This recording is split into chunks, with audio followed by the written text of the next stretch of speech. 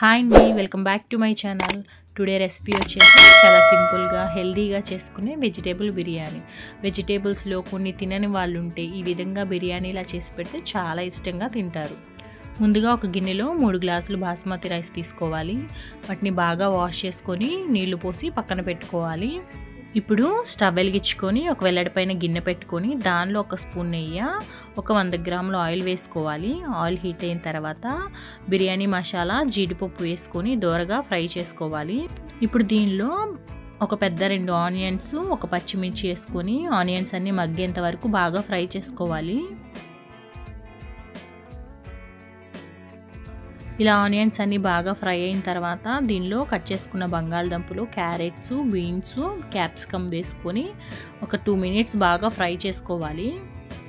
ఇలా 2 మినిట్స్ వరకు బాగా ఫ్రై చేసుకున్నాక మూత పెట్టి ఒక 10 నిమిషాలు బాగా మగ్గించుకోవాలి. 10 నిమిషాల తర్వాత మూత తీసి మళ్ళీ ఒకసారి బాగా మిక్స్ చేసుకొని అల్లం వెల్లుల్లి పేస్ట్ ఒక స్పూన్ వేసుకొని పచ్చివాసన పోయేంత వరకు బాగా ఒక 1 మినిట్ వరకు ఫ్రై చేసుకోవాలి.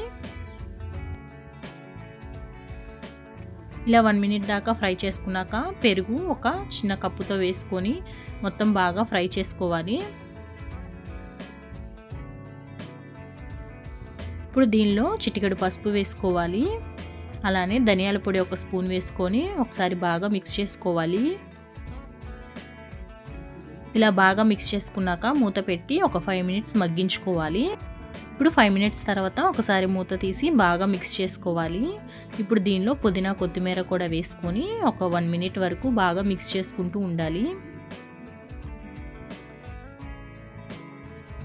ఇలా 1 మినిట్ వరకు బాగా మిక్స్ చేసుకున్న తర్వాత దీనిలో 3 గ్లాసుల బాస్మతి బియ్యానికి 6 గ్లాసుల వరకు వాటర్ వేసుకోవాలి.